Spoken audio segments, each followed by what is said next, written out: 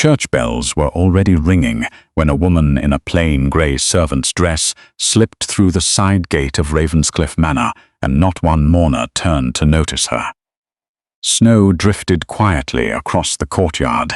settling on the black feathers of the funeral horses and on the shoulders of the lords and ladies who had come to grieve for a duchess they had never once tried to know while she lived. Inside the chapel, an organ moaned low and heavy. Outside, a thin woman, wrapped in a borrowed shawl, stood with her head bowed, her hands raw from the cold, watching her own coffin carried up the stone steps by 6 men who had mocked her wedding 3 winters before. A footman pushed past her without a word of apology. A woman in violet silk hissed at her to step aside, and from behind the chapel doors came the sound of a woman laughing, soft and easy, as though a small burden had finally been lifted from her shoulders. The Duchess of Ravenscliff, whose name was already carved into the cold stone of the family vault, lifted her face from beneath the shawl and listened to that laughter. And her pale eyes did not fill with tears. They filled with something far more patient, something that had been waiting a long time. What happened next would strip that chapel of every coin, every title, and every lie it had ever held. Before we go any further, take a moment right now and press subscribe and tap that little bell so you never miss a story like this one. And while you are here, drop a comment and tell me which country you are watching from and what time it is where you are tonight. Because I promise you this story is one you will remember long after tonight, and I want to know who walked through it with me. Now settle in and let me tell you how it began. Ravenscliff Manor stood in the high hills, 2 full days from the capital by carriage, a great pale house of stone with more than 80 chimneys and a lake the colour of dull silver behind it. For 6 generations it had belonged to the Thorne family, and for the last 3 years its mistress had been a quiet young woman named Isolde Farrow, who by marriage had become the Duchess of Ravenscliff, and by birth was the sole surviving daughter of a private banking house, so old and discreet that even the royal treasury borrowed from it without knowing whose signature truly backed the loan. She had married the Duke at 22, she was 25 now, and the world believed she was dead. Her husband, Duke Alistair Thorne, had always been gentle with her in the careful, distant way of a man raised never to disturb still water. And he loved his wife the way a man loves a clear morning without ever quite finding the words to say it. But Alistair had a younger sister,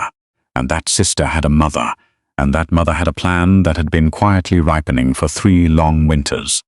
The sister was named Lady Marigold Thorne, 20 years old, golden-haired, with a laugh like a small silver bell,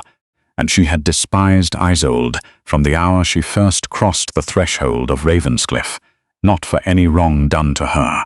but for the simple arithmetic of inheritance, the way a wife pushes a sister down the order of a great house, and a future child would push her out entirely. Marigold's mother, the Dowager Marchioness Ottilie Blackmore, hated Isolde for colder reasons still, for she was Alistair's stepmother by his late father's 2nd marriage, and her own daughter Marigold was, by strict blood, only half a Thorne. To secure Marigold's future, 2 things had to be true. Alistair had to remain without an heir, and Isolde had to, by some quiet means, cease to exist. Isolde knew none of this on the bright autumn afternoon. She rode out to the village of Hollowmere to deliver winter blankets to the cottagers there, and knew none of it when her carriage wheel cracked on the old stone bridge and the whole carriage tumbled into the swollen river below. What she did know, lying afterward in Agatha Wren's small cottage with cracked ribs and a fever, was that her 2 attendants had been chosen for her by her sister-in-law, and that neither of them had reached for her as the carriage went over, that the horses had been driven onto that bridge far faster than was wise, and that no one had ever searched the riverbank, though search parties had certainly gone out. She knew it for certain when Agatha returned from market a week later, with news that the Duchess of Ravenscliff had been found dead in the river and was to be buried within the fortnight. Something inside that great pale house had finally shown its true face. She did not weep when Agatha told her. She sat very still on the narrow cot by the fire, her dark hair loose around her shoulders, her pale eyes fixed on the flame, and after a long silence, she said only that she would like another cup of broth. Agatha, who had brought 3 generations of village children into the world and buried 2 husbands of her own, looked at the young woman by her fire and understood at once that she was not looking at grief. She was looking at something quieter and far more dangerous, a stillness gathering itself the way a winter sky gathers snow. She asked no questions, she brought the broth, and for 2 more weeks she let the young Duchess heal in her cottage, while in the great house beyond the trees the staff prepared a funeral, and Marigold Thorne ordered 3 new mourning gowns so beautifully cut that the village seamstress whispered to her sister that the young lady had ordered them weeks before the carriage ever left the stable. That whisper reached Agatha, who carried it like a small stone into her cottage and laid it gently at Isolde's feet. Isolde listened. She did not speak, and the next morning she rose from the cot, walked out into the cold yard, and stood a long while staring at the black line of trees that separated her from her own home. She had been raised by a father who taught her that the world was a ledger, and that every cruelty was an entry, and that the books were always, in the end, balanced. Her father had died when she was 19, leaving her not only the private bank that carried her family's name, but also controlling shares in 7 northern shipping companies, 4 textile mills, and the largest single portion of crown debt in the whole kingdom. She had told Alistair, the night they became engaged, that she did not wish her wealth to be known, that she wished to be loved as a woman and not as a fortune, and he had agreed, and had loved that quality in her more than he ever said, never understanding that the very instinct which made her hide her fortune would, in its darkest hour, also teach her how to hide herself. That night, by the light of Agatha's tallow candle, she wrote a single letter, sealed it with a wax mark pressed by an old kettle handle, for she had no signet ring to hand, and gave it to Agatha's grandson, a quick-footed boy of 14 named Tobin, telling him to ride without stopping to the capital city of Alderbrook, and place it directly in the hands of a man named Silas Grayson at the old bank on Larkspur Street. Tobin rode, Isolde waited, and while she waited, she made a decision that would one day empty a great house of every lie it had ever told. She would attend her own funeral, not as a duchess returning from the dead in triumph, with trumpets and accusations, for such a return could be denied, twisted, or silenced all over again, but as a servant, moving through the mourners with a tray in her hands and a cap upon her head, and she would listen. She would listen to what her sister-in-law said when she thought no one important was near, what the dowager whispered to her allies, what her husband in his grief confessed to those who pretended to comfort him. And when she had heard enough, when the ledger in her mind was complete, and when the witnesses she needed had finally arrived from Alderbrook, she would lift the cap from her head and let the great pale house see exactly what it had tried to bury. Before we go further into what she found inside those walls, if this story has already pulled you in,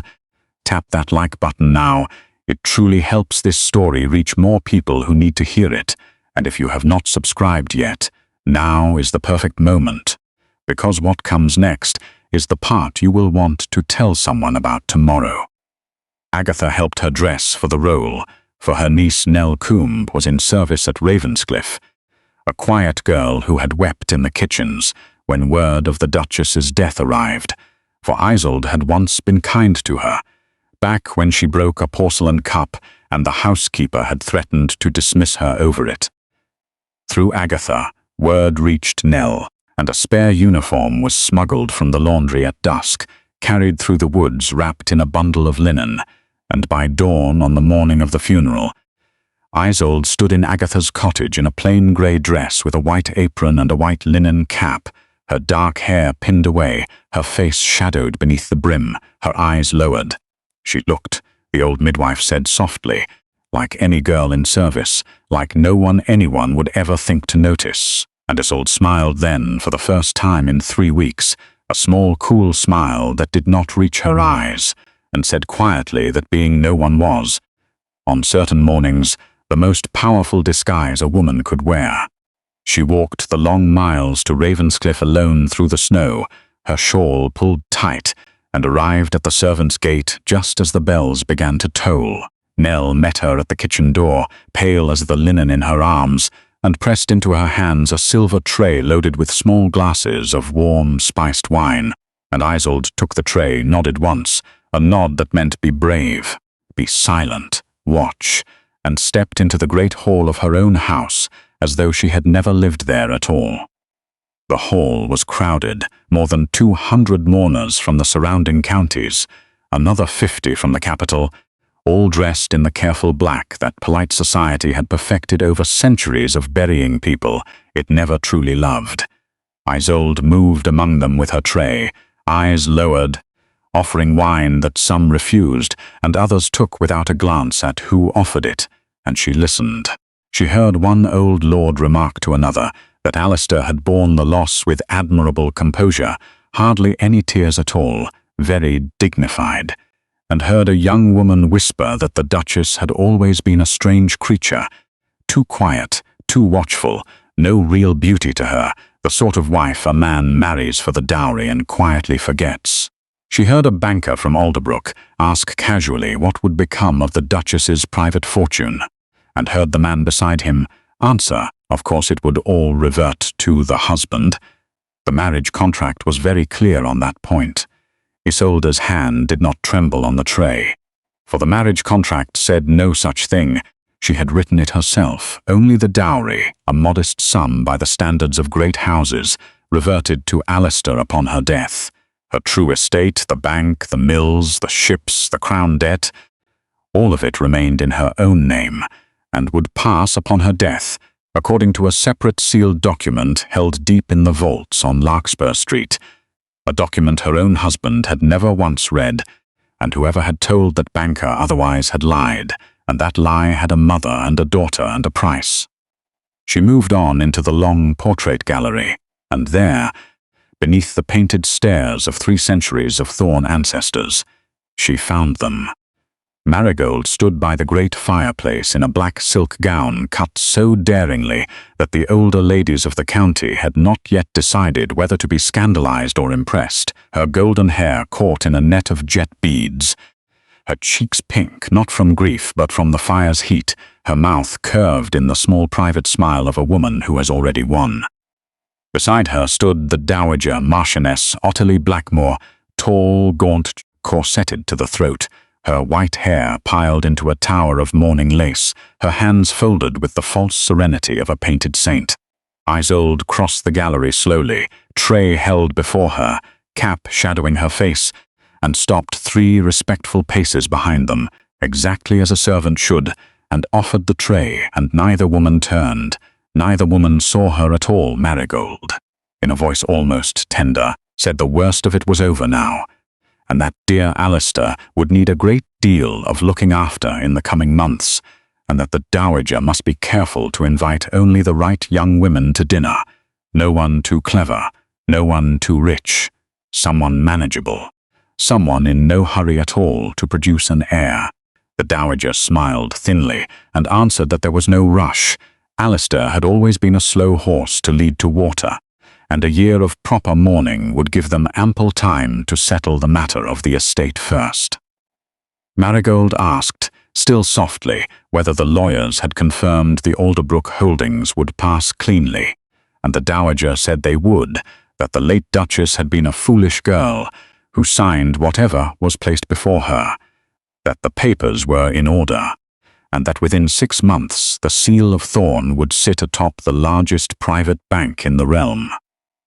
Marigold laughed then very quietly, and said it was almost a pity the bridge had only been a bridge, and not something a little more interesting. Isolde, 3 paces behind them with a tray of warm wine, did not move, did not breathe,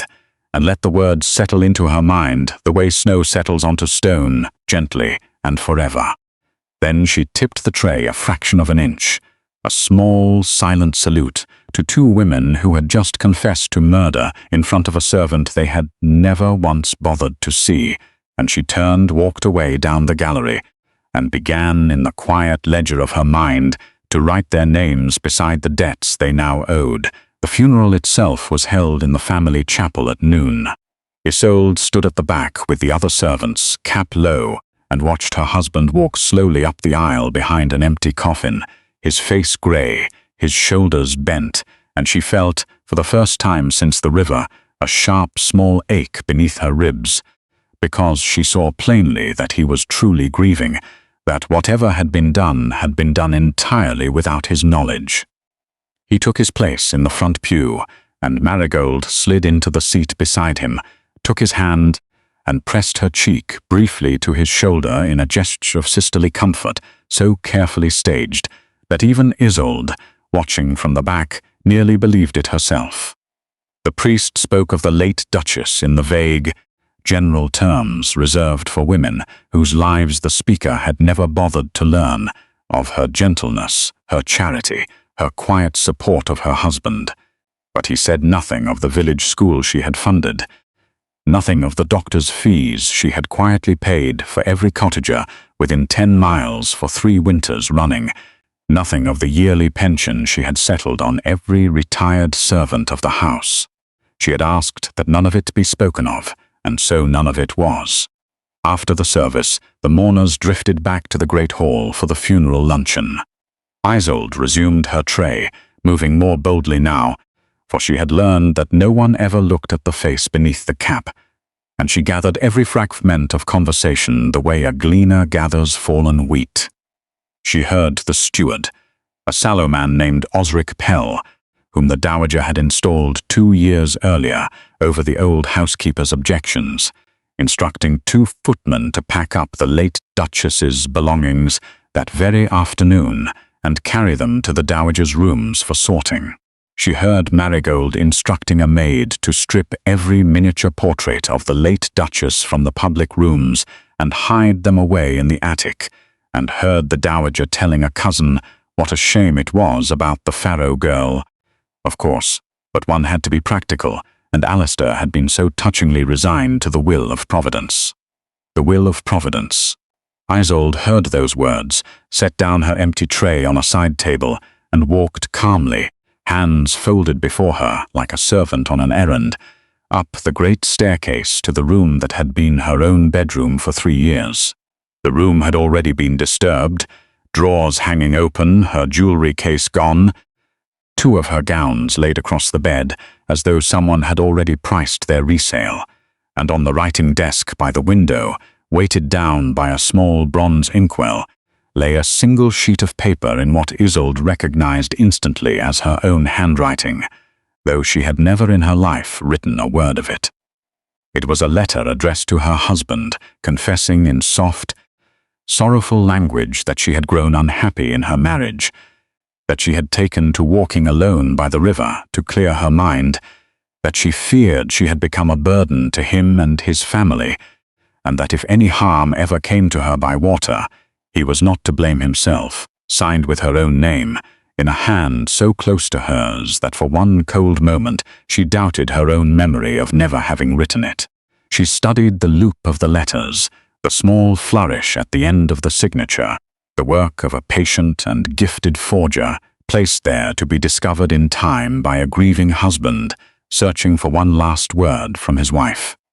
She folded the page once, tucked it into the bodice of her grey dress, against the ribs still healing from the river, then crossed to the small writing cabinet in the corner, opened the lowest drawer,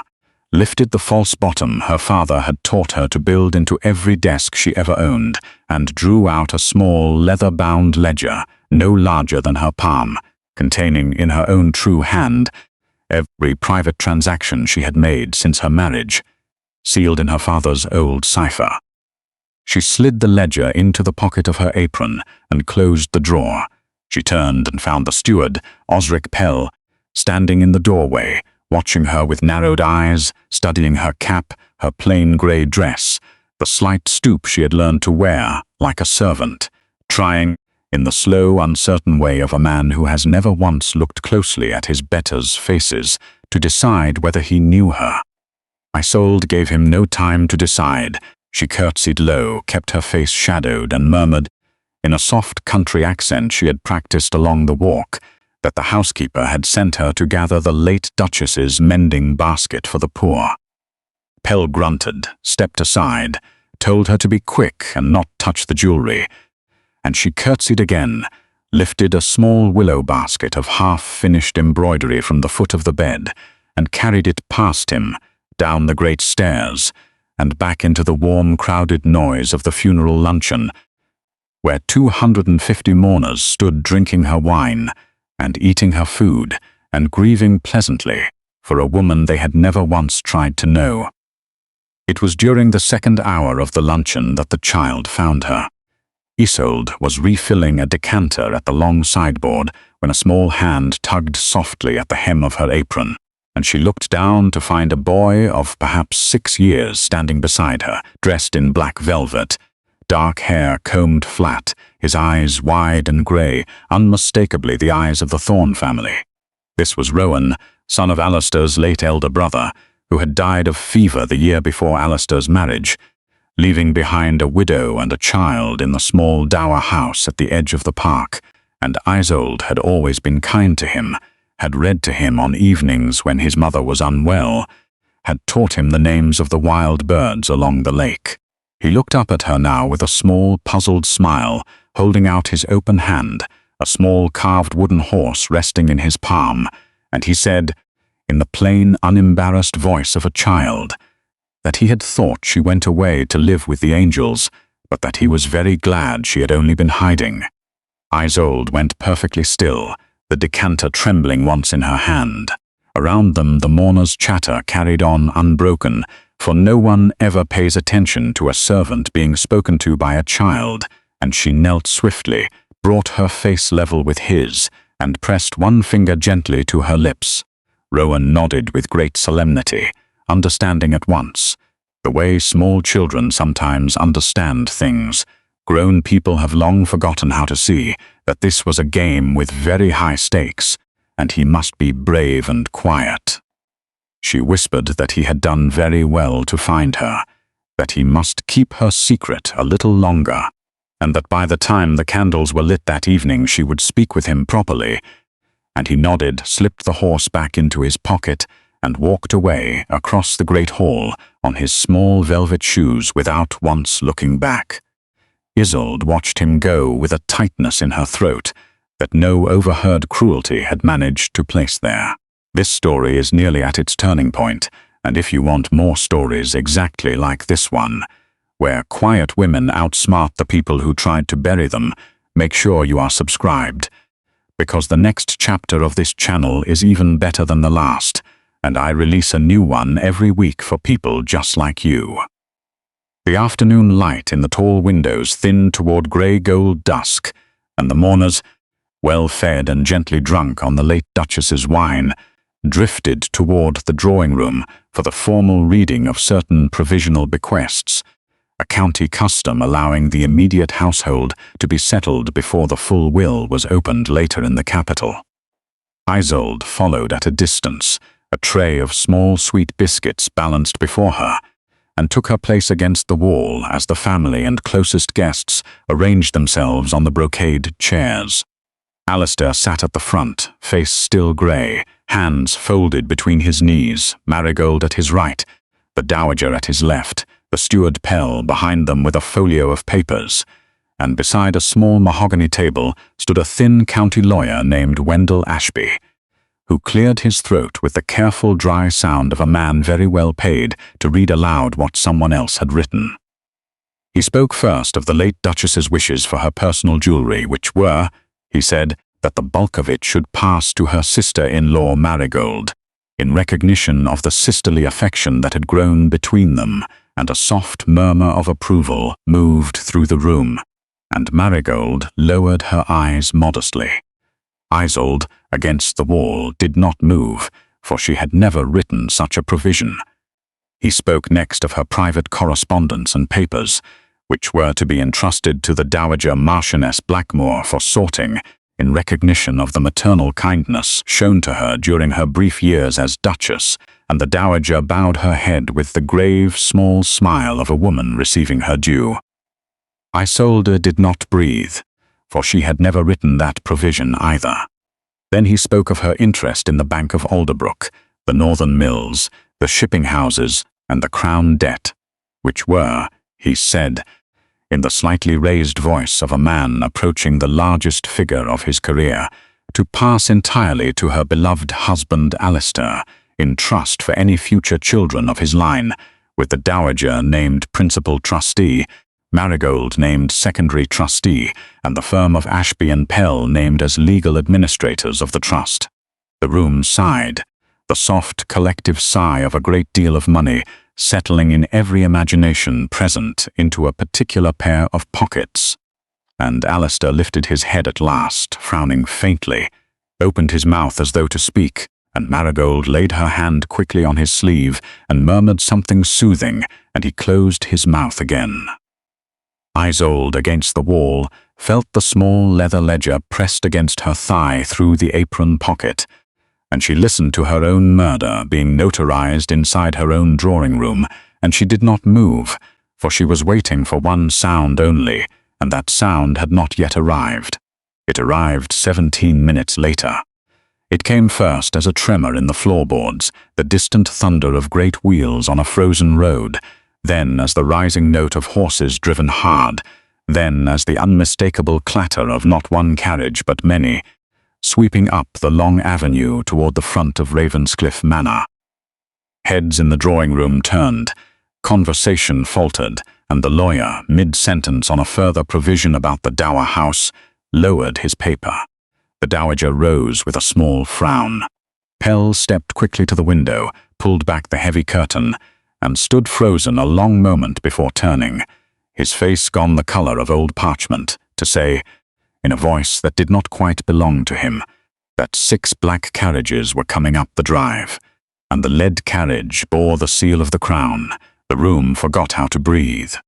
Marigold half rose from her chair. Alistair blinked out of his fog and stood slowly. The Dowager's hand closed white-knuckled on the back of her chair. From the great hall beyond came the sound of the front doors thrown wide by footmen who had not been told to throw them wide, then the brisk ring of many boots on marble, then the trained voice of a herald announcing the arrival of Mr. Silas Grayson, principal director of the Bank of Alderbrook, accompanied by the King's own solicitor, Sir Edmund Cole, and a deputation of 6 magistrates of the Northern Circuit upon a matter of urgent private justice concerning the House of Thorn. Isolde set her tray of biscuits down upon the side table with great care, so that not one cup so much as clicked, straightened, lifted her hands, untied the strings of her white linen cap, and drew it slowly from her head. And her dark hair fell loose about her shoulders in a heavy fall the color of wet earth. She unfastened the white apron at her waist, and let it drop to the floor, and beneath the plain grey dress she was still bruised, still thin, but she lifted her chin, and her eyes were no longer lowered, and she stepped forward from the wall into the center of the drawing-room just as the doors at the far end opened. The herald entered first, then white-haired Silas Grayson, grave-faced, then the King's own solicitor in his black robe with the gold cord at his throat, then the 6 magistrates in their dark coats, and behind them, last of all, came no one at all. Because Isolde was already standing in the room, she had been in the room the whole time. She spoke, and her voice was not loud. It did not need to be, saying quietly that she was sorry to interrupt the reading of her own will, but that certain inaccuracies in it ought, in fairness to everyone present, to be corrected at once. The room did not fall silent so much as cease to exist. Alistair made a sound that was not a word. Marigold sat down very suddenly, as though her knees had been cut out from beneath her. The Dowager did not move, did not breathe, did not blink, her face becoming the face of a wax figure in a shuttered museum at midnight. Mr. Ashby dropped his folio, pages fanning across the carpet. A footman dropped a tray of small glasses. the crystal ringing as it shattered, and a young maid in the corner sank slowly to her knees and wept without a sound. Silas Grayson crossed the room and bowed before her as deeply as a man of 70 years is able to bow. The king's solicitor bowed also, and all 6 magistrates removed their hats at once. Isolde, in her grey servant's dress with her dark hair loose, turned to her husband, who stared at her as though she had stepped out of his own grave, and told him gently that she had a great deal to tell him, and that public was the only place such things could now safely be spoken. Alistair took one step toward her, stopped, his hand rising halfway to her face before falling again, for he did not yet know whether he was permitted to touch her, and his eyes filled with helpless tears. Isolde looked at him a long moment, then turned with the small, deliberate movement of a judge taking her bench, and faced her sister-in-law and her stepmother-in-law and the steward and the lawyer who had between them written her death. She said, in the same quiet voice, that she would now ask Mr. Grayson to read aloud certain documents held in sealed deposit at the Bank of Alderbrook since the 2nd week of her marriage, documents which would settle, beyond any possibility of dispute,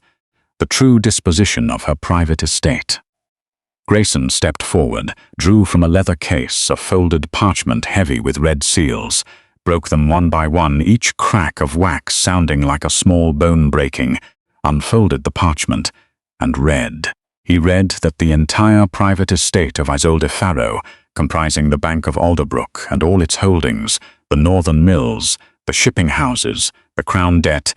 and certain properties of significant value, was held solely in her own name, and would, in the event of her death without an heir, pass not to her husband, not to his family, but to a charitable foundation established under her own seal for the education of cottagers' daughters, with administration placed under the Bank of Alderbrook, under Mr. Grayson's personal oversight. There would be no Thorne inheritance of the Farrow fortune. There had never been the smallest possibility of one. The document her father had drawn for her at 19 had made it so, and she had signed it gladly, and had never once amended it, and any paper claiming otherwise was a forgery. Grayson lowered the parchment, looked across the room at the dowager, and his old eyes were not kind. He said, in the dry voice of a banker who has spent 50 years calculating exactly what men will do for money, that he had received the late Duchess's letter from a village boy named Tobin 3 weeks earlier, and that upon reading it, he had at once sent investigators to Hollowmere Bridge, where they found beneath the broken railing a saw cut in the timber so fresh the wood was still pale at the wound, and a sworn statement from the village smith that the cut had been made 2 nights before the carriage fell, by a man matching the description of steward Osric Pell, who had paid the smith's apprentice a silver coin to forget that the small saw had ever been borrowed and returned. Pell made a small strangled sound and stepped backward toward the door, and 2 magistrates moved without hurry to stand between him and the threshold. Grayson continued that the investigators had further obtained testimony from the 2 attendants who accompanied the late Duchess on her final ride, both of whom, shown the evidence of the saw cut, confessed they had been paid by Lady Marigold Thorne, in coin drawn from the dowager's own private purse, to see that the carriage crossed the bridge at speed, and that no rescue was attempted from the bank. He said further that a search of the dowager's apartments that very morning, under warrant of the king's own solicitor, had recovered a forged confession letter prepared well in advance of the Duchess's death, in the handwriting of one Merrick Vane, a known forger of the capital, whose signed receipt of payment had been found folded inside the dowager's own prayer book. Isolde drew from the bodice of her grey dress the folded letter she had taken from her writing desk that very afternoon, and held it up between 2 fingers, saying quietly that she believed this was the document in question, and she handed it to the solicitor without ever taking her eyes from the dowager's face. The dowager did not move. She had not moved since Isolde stepped away from the wall. Only her mouth had changed, opening very slightly in the small slack way of a person who understands, at last, that there will be no further moves left to make. Marigold, in her chair, began to laugh, a thin, high sound, no longer like a silver bell, but something cracked and tinny, and then she stopped abruptly and looked at her brother with eyes gone perfectly black and said, in a voice quite unlike her own, that he had always been a fool, and that the great pity of the thorn line was that it had ended in him. Alistair did not answer her, did not look at her at all. He looked only at his wife, tears running freely down his face now without his notice, shaking his head slowly from side to side, as though trying to wake from a dream he was not certain he wanted to leave. If this story has moved you even a little, and I know it has, let me know in the comments what part struck you the most, whether it was the child at the sideboard, or the moment she took off that cap, because I read every single one of them. And if you want the ending in full, along with every story like it, subscribe now, because this channel exists for exactly this kind of moment. The magistrates escorted Pell from the room within minutes, and a separate pair moved quietly to stand near the dowager's chair, waiting only for Sir Edmund Cole's word. Isolde turned back to Grayson and asked him to read the final portion of the sealed documents, the portion concerning her personal instructions should she ever be found to have survived any attempt upon her life. Grayson read that, in such an event, full legal authority over the investigation and prosecution of any conspirators would rest with the Duchess herself, in partnership with the Crown's own solicitor,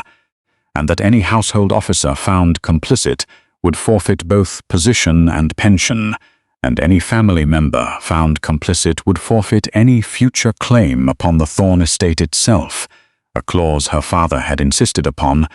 believing that a house which harbored a murderer should not be permitted to profit from the crime. The dowager's knees buckled slightly, and she caught herself on the back of her chair. Isolde looked at her for a long moment and said, quietly, that she had spent 3 weeks pouring warm wine for people who had celebrated her death over her own dining table, and that she would ask the magistrates to take down, from her own testimony, the words spoken in the long gallery that morning, word for word. The dowager's composure, which had survived, saw cuts and forged letters and confessing attendants, finally broke completely at those words, and she sat down heavily in the nearest chair, her painted serenity gone. Sir Edmund Cole stepped forward then, and, in the formal language of the Crown, placed both the Dowager Marchioness Ottilie Blackmore and Lady Marigold Thorn under the authority of the magistrates, to be held for questioning regarding conspiracy to murder a peer of the realm and fraud against a private estate under royal protection. Marigold was led from the room still laughing, softer now, more broken, a sound that trailed off down the long corridor like something unraveling. The dowager walked out with her spine straight and her chin high, refusing to the very last the indignity of being seen to fall. When the room had emptied of magistrates and prisoners both, and only the family remained, Alistair crossed the carpet at last and took his wife's hands in his and said her name, just her name, over and over, as though testing whether saying it enough times would make it true. Isolde told him everything then, the cracked bridge railing, the cold river, Agatha's cottage, the broth by the fire, the letter to Alderbrook, the borrowed uniform, the 3 weeks of trays and silence and listening, and he listened to all of it without once letting go of her hands, and when she finished he asked her, very quietly, how she had managed to stand in that hall and pour wine for the people who tried to kill her. She told him that a woman who has been thrown away learns very quickly how to become invisible, and that invisibility, it turned out, was the sharpest tool she had ever been given. That evening, Isolde went to find Rowan in the dower house and knelt before him properly this time, in her own clothes, her own name restored to her, and told him the game was over now, and that he had kept her secret perfectly, and that he was the bravest boy she knew. And he hugged her so hard he nearly knocked her over, and asked whether she would still teach him the names of the birds now that she was a duchess again, and not a servant, and she promised she would every single spring, servant or duchess. It made no difference to the birds at all. In the months that followed, the Bank of Alderbrook confirmed every clause of the sealed documents. The charitable foundation for cottagers' daughters was formally established under Isolde's own seal. The Dowager and Marigold stood trial before the Northern Circuit, and were stripped of title and freedom both, and Osric Pell, in exchange for a lighter sentence, gave testimony that closed every remaining gap in the case. Alistair never again let a decision about his household pass without his wife's full knowledge, and the great pale house of Ravenscliff became, under her hand, a place where every servant's name was known and every child in the county, cottager or heir, was taught to read. Isolde never wore the grey dress again, but she kept it folded at the bottom of a cedar chest for the rest of her life, not as a wound but as a reminder that the quietest woman in any room is very often the one doing all the watching. And on winter evenings when the snow came down soft over the lake, she would sometimes tell Rowan, grown taller each year, the story of the night she came home to her own funeral wearing a servant's cap, and watched the truth come walking up the drive in 6 black carriages exactly when she had asked it to. If you made it all the way to the end of this one, thank you for staying with me. That means more than you know. And if this story kept you here until the very last word, do me one small favor before you go. Hit subscribe, tap that bell, and tell me in the comments which character you will be thinking about tonight. Because there are many more Moss likes in this one waiting for you right here, and I would love for you to be here when the next one begins.